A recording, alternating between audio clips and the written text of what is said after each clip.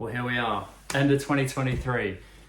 Wow, I've had a bit of a strange relationship with YouTube over the last 10 years. I used to do it a lot.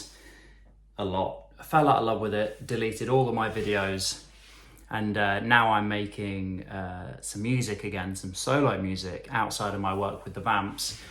I've been toying with maybe bringing back a little element of YouTube into my life. I figured the first place to start for me on YouTube again is to go back over 2023 and see which watches I've picked up. For me, watches truly are the perfect excuse to commemorate, to mark, and to look back at and remember fond moments, highlights, or achievements, whether they are career highlights or personal highlights. So I'm going to look, I don't know how many watches I've got, 1, 2, 3, 4, 5, 6 watches that I've picked up this year. I'm going to go through them with you now to wrap up my 2023 year of watch purchasing. Before opening the box, I have to give a mention to this. Now, I didn't pick this up this year. I actually picked it up towards the end of last year. However, it didn't get any wrist time really until this year. I wore this from Australia on a Vamps World Tour until we got back to the UK really. And this is a titanium watch from Grand Seiko. This is called the Shun Bun. I'm rubbish at references, especially from Grand Seiko. But I guess nicknamed the Cherry Blossom.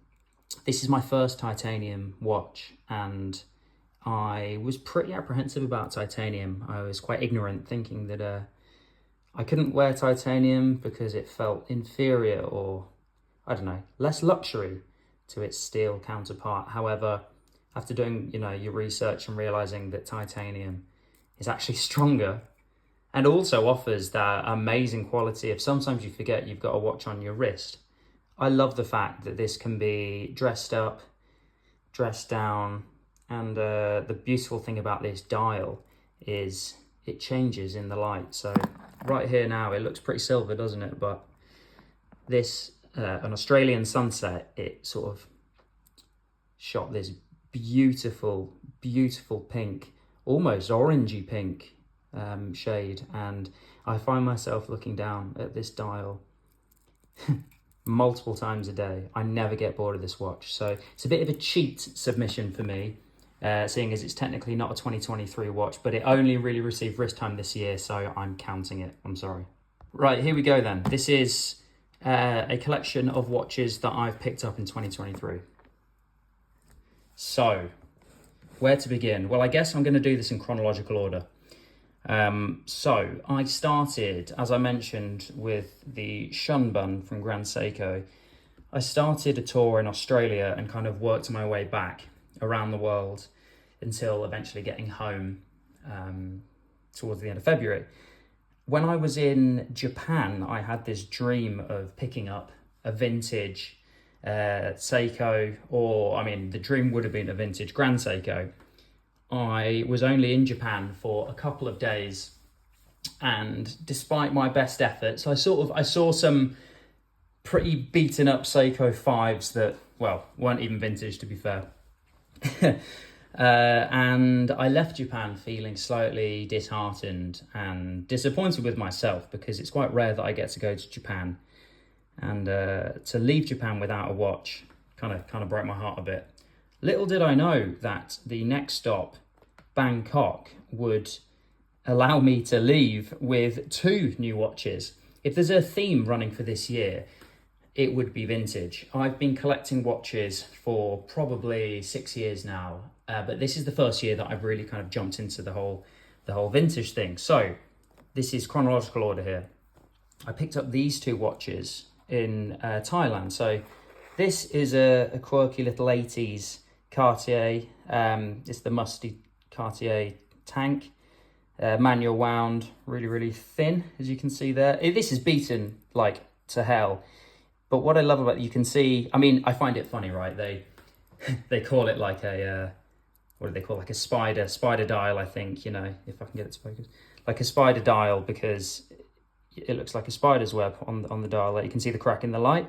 The reality is it was just the lacquer that cracked, and it's a bit of a fault really, if you ask me, in the in the manufacturing process. But I love it. Some people would be really turned off this for that reason. I love it. I think it sort of, if watches could talk, right? So yeah, I think this is 80s.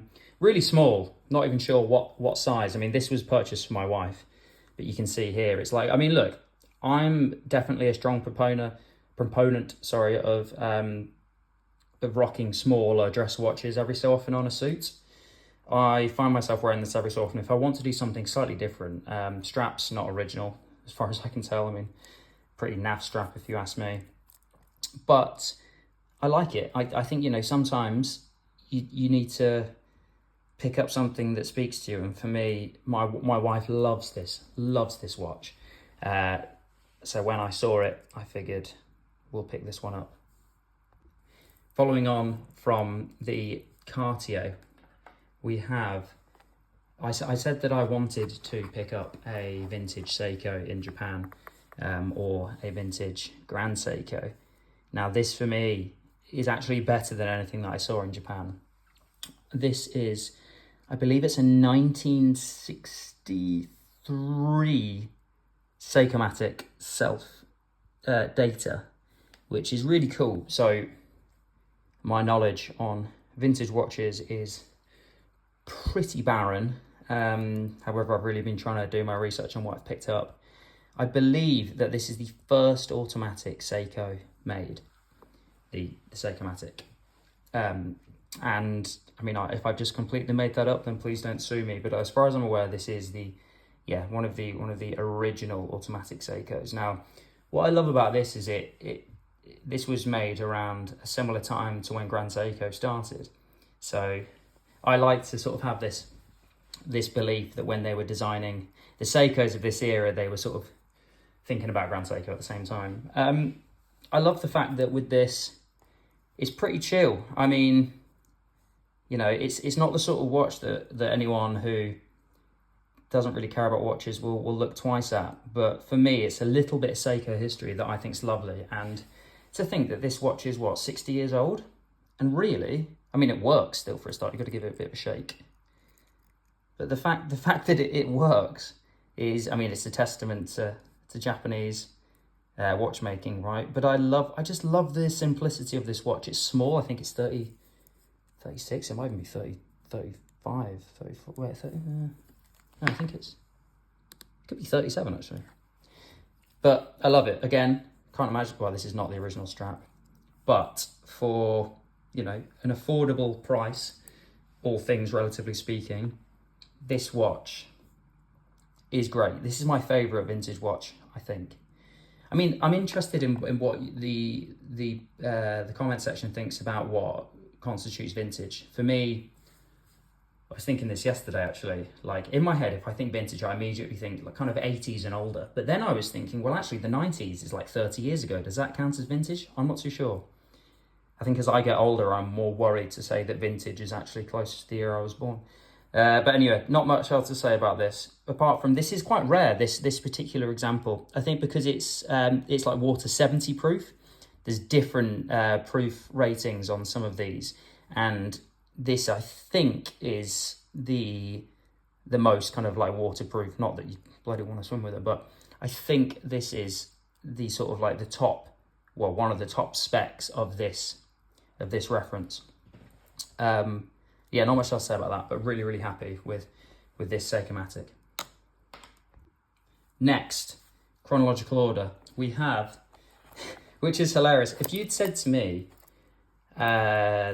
even 2 years ago, that I would have a two-tone Rolex Datejust 36 with with a diamond dial or champagne and diamond indices, I would be like, there's no bloody way in hell. This, though, was my 30th birthday present from my parents and Mr. Mr. Nico Leonard.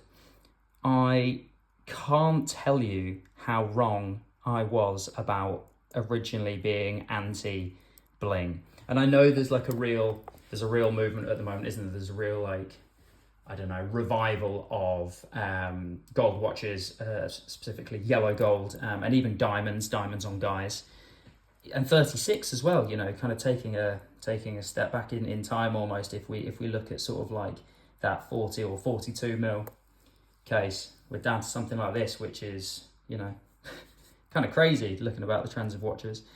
However, every single time I pick up and wear this watch, I feel like $1 million.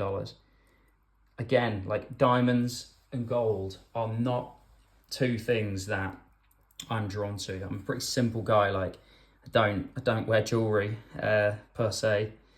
And when I got this, I was like, oh, okay. But I think accompanied with the fact that this is such a special present from my parents, I am absolutely from a normal family, and this was no easy thing for my parents to get me for my birthday, and this is always going to stay in my collection. It's always going to stay in the safe for a start. But this is, my 36 mil two-tone Rolex Datejust. This is 1994, so almost my birth year. I was born in 93, so yeah. So again, do you count this as vintage? I think so, just. Right, I said I'd done this in chronological order. I hadn't. We go down here next to the toy. The plastic toy, the Happy Meal watch. That being said, no one's ever said a Happy Meal wasn't fun, right? I've got a few of these, I've got 3. And for those who don't know, Moon Swatch from Omega and Swatch was kind of the craziest hype thing I would arguably say that's ever happened in the watch industry, right? I mean, what could come close to that? I don't know. This is, I mean, look, let's be honest, it's completely crap, right? I mean, in fact, I'm scared to wear it. I'm scared to wear it in the house, let alone out, just because you know that you could walk into I don't know, be a gust of wind and the pushers would fall off. However, the saving grace of me picking up a few of these, which when I heard other people say this online, I was kind of like, nah, that can't be true. That's surely hyperbole. However, me having this, I have nothing to say. I mean, the design is obviously really cool, but the build quality is shite. The strap is hideously bad, and I have nothing to say about that. However, what that did do is it led to this. This is my latest, I say latest daily, that makes me sound like, well, someone I'm not. This has become my new daily. And yeah, so this toy led to this, which I think, now correct me if I'm wrong, and obviously look, before I say this, that blows my mind, right? Aesthetically, that does something to me that I can't explain. However, I think from a dimension perspective, from a dial design, I don't think there's a more beautiful dial. I was going to say more beautiful chronograph, but the reality is, I mean, look, I don't know, regardless of complication, for me, that is the perfect watch. So this is my Omega Speedmaster. I picked this up only a month or so ago, I think, something like that. I'm not really ear to the ground with the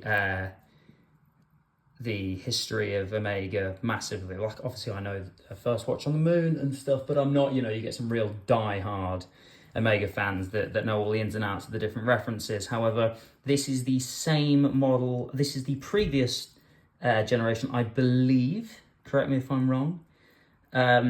God, I sound like a watch noob. But basically, I didn't know too much about... I knew about Speedmasters, but I didn't really have any inclination of owning one until I had the Moon Swatch. But then also, my father-in-law, Steve, got the same model as this. And he was telling me that this is the one that I had to get, the Hesselite and whatever else. The thing is, though, I wasn't a massive fan of the bracelet it came on. I think the new bracelet on the new generation looks really nice. But the one that came on this is just a bit naff, really. So I've just got this from the Strap Tailor. Kind of cool. What do you think? I just find myself just going back to this every day, really. I mean, it's just perfect. It's so easy to wear. You know, having a chronograph, but then still pretty chill profile on it, isn't it?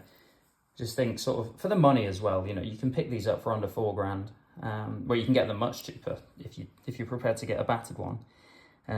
But you know, if we're in this world of insanity with Daytona prices, I just think, honestly, I would rather have this than a black dial Daytona, which people are probably going to think I'm crazy for. But I can wear this without fear of losing my arm, and I feel it's a real piece of history. That's my Omega Speedmaster, professional.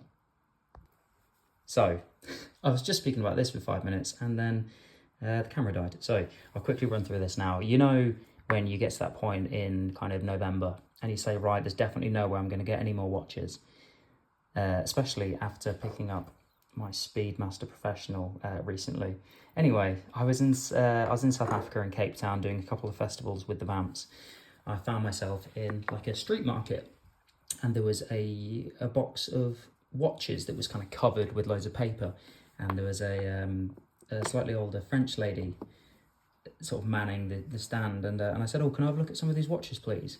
And like there was loads of like paper covering the boxes, and the watches, sorry, and she sort of like pulled them away for 3 seconds, then covered them up, didn't open the box, and then just walked off, and I was like, okay, go on.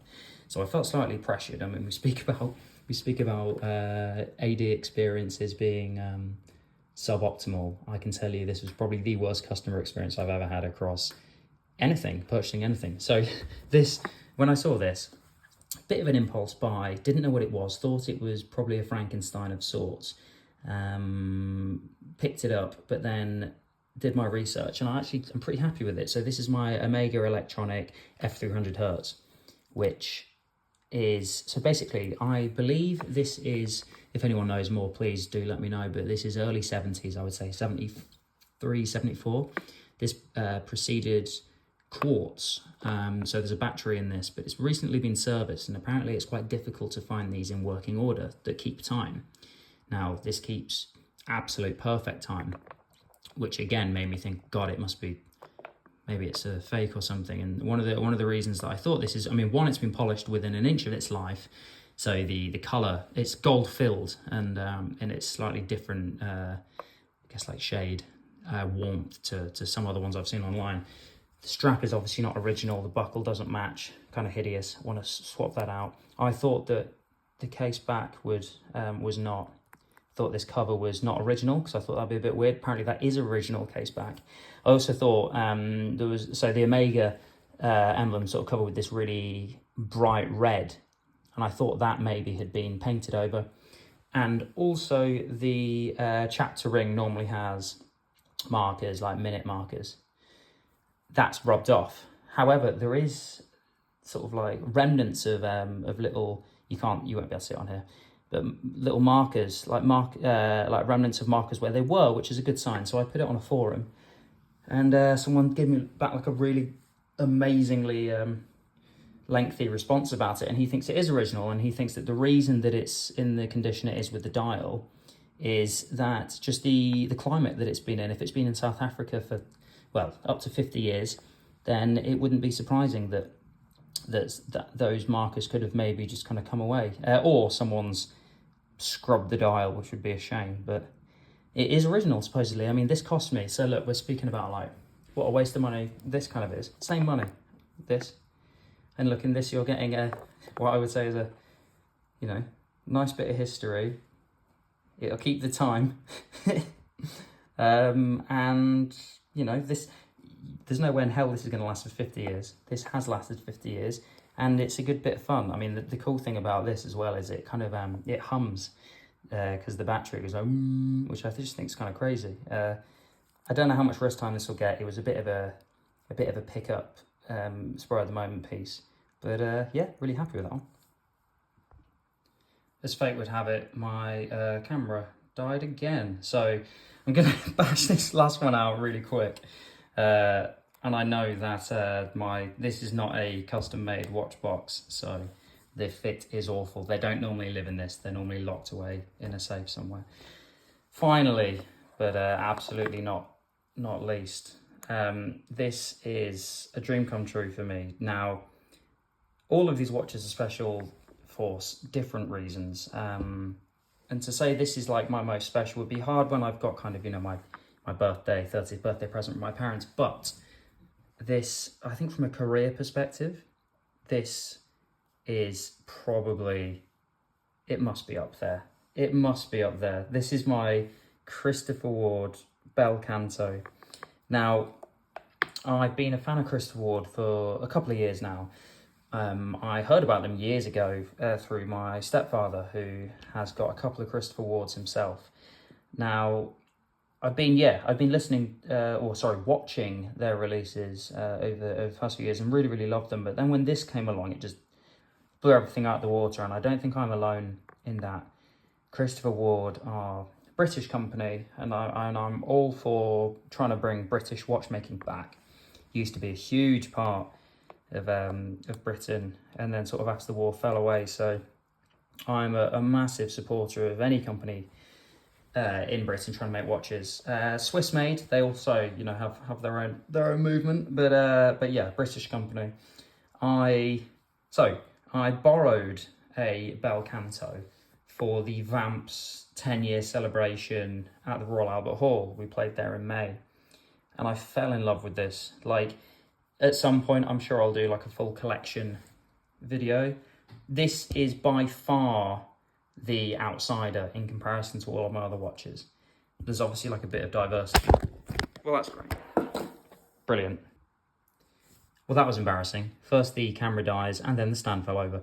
Where was I? So yeah, right through. This is my Bel Canto by Christopher Ward, and after I borrowed that watch, I sort of asked them, look, this is kind of crazy, but would you consider doing me something that's like a piece unique? And they amazingly said yes. I love the fact that Christopher Ward have a really, really good relationship with their customers, and they're transparent about the fact that they will never they'll never mark up their watches, I think 3 times more than cost price. And I think in a world where, I mean, who knows what Rolex are doing, but 100 times maybe more, it could even be more. Markup. I love the fact that Christopher Ward are actively trying to get good watches on people's wrists, but also pushing the limits of what they can do with horology. I mean, if you're looking at a nearest competitor of something like this that gives this sort of high horology experience, what you're looking at, 30 grand maybe? And for a watch like this that retails under £4,000, I mean, come on.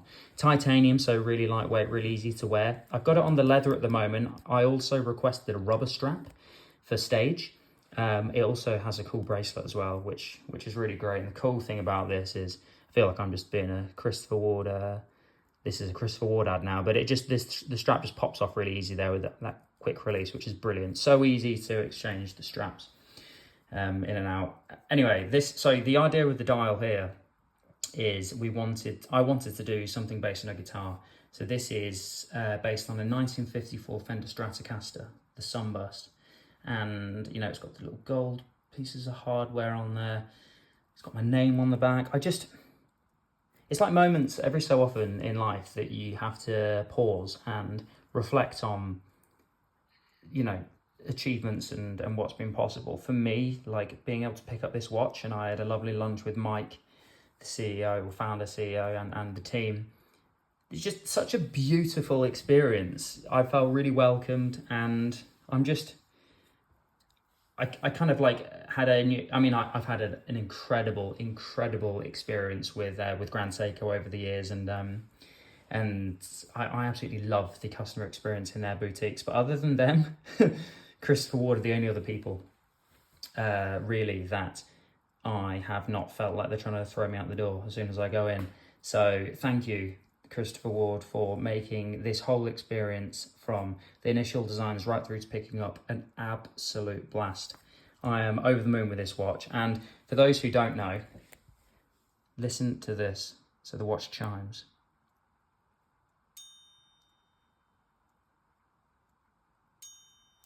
Crazy, isn't it?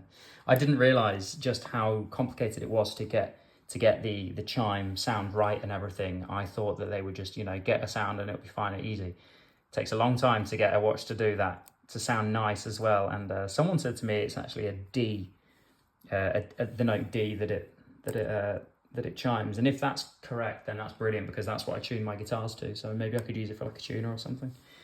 Anyway, that is the final watch of 2023. And like, well, who knows? You always say that, don't you? And then something else pops up. So those were the 7 watches. I'm not really including this on this year because that is a lie.